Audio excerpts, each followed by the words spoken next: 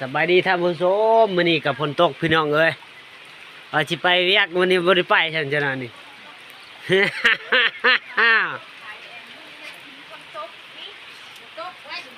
สวัสดีสบายดี FC ทุกท่านที่ติดตามนะครับชม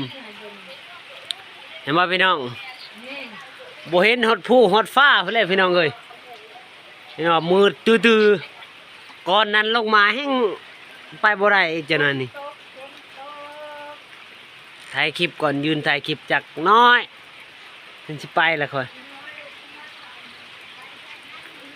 งานก่อนนั้นลงมาแฮงบ่ได้ครับบ่ได้ไปครับ